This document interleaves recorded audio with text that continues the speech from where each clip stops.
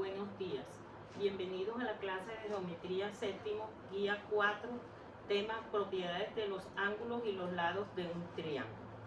Las propiedades de los ángulos de un triángulo son 5 y las propiedades de los lados son 2. Las propiedades de los ángulos son, primero, la suma de sus ángulos interiores es igual a 180 grados. Segundo, la suma de sus ángulos exteriores es igual a 360 grados. Propiedad 3. La medida de un ángulo exterior es igual a la suma de los ángulos interiores no adyacentes a él. Cuarto, un ángulo interior con un ángulo exterior son adyacentes. ¿Qué quiere decir eso? Que son consecutivos porque el uno está al lado del otro, que suman 180 grados porque son consecutivos y suman 180 grados, por eso decimos que son adyacentes. Y también son suplementarios porque dos ángulos suplementarios suman 180 grados. La última propiedad de los ángulos me habla de que los ángulos que se oponen a los lados congruentes en un triángulo isósceles también son congruentes. Y las propiedades de los lados, la primera propiedad dice que el lado que se opone al ángulo de mayor amplitud es el de mayor medida. Y la otra propiedad de los ángulos dice, de los lados, dice que la suma de dos lados es menor a la medida del otro lado y mayor a la suma de esos dos lados.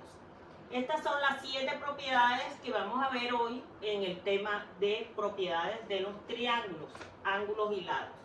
Vamos a hacer una pequeña práctica con estos ejercicios que tenemos aquí. La parte que acabo de explicar, la parte teórica, les sirve para responder la primera parte del trabajo, que es el esquema. Ahora vamos a hacer una práctica para la segunda parte, que es el taller.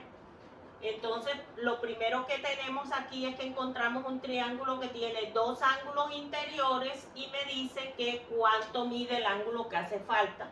Como los ángulos son interiores, ya yo sé que esa es la propiedad número 1, que es la que me habla de la suma de los ángulos interiores. Esta es la propiedad 1, que dice que la suma de los ángulos interiores es igual a 180 grados. Entonces yo sumo los dos ángulos que conozco.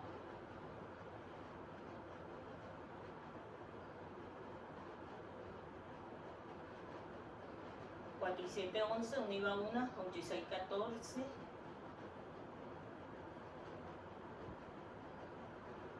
Y 1, 15. A 180 grados le resto la suma de los dos ángulos estos. Tengo 10 menos 1, 9, 7 menos 5, 2.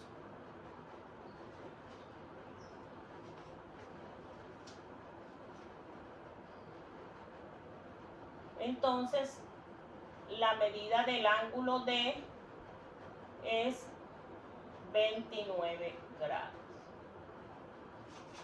Ahora vamos al segundo ejercicio. En el segundo ejercicio que encuentro un triángulo que tiene señalados los ángulos exteriores. Por lo tanto, esta es la propiedad 2 porque me muestra dos ángulos exteriores con medida y me dice que busque el que hace falta. O sea que esta es la propiedad 2.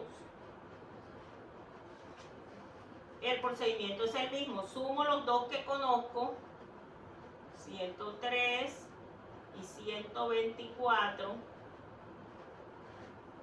4 y 3, 7, 2, 2.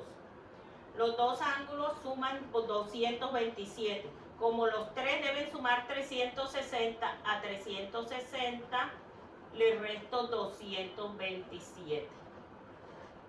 Entonces tengo 10 menos 7, 3, 5 menos 2, 3, 3 menos 2, 1. O sea que el ángulo P sub 1 mide 133 grados. En el punto 3 que encuentro, que me están pidiendo la medida de un ángulo exterior, o sea que esa es la propiedad 3. ¿Y qué me dice esa propiedad? Que la medida de un ángulo exterior es igual a la suma de los ángulos interiores no adyacentes a él. Entonces sumo los dos, 7 y 1, 8, 8 y 5, 13. Entonces la medida de C sub 1 es igual a 138 grados.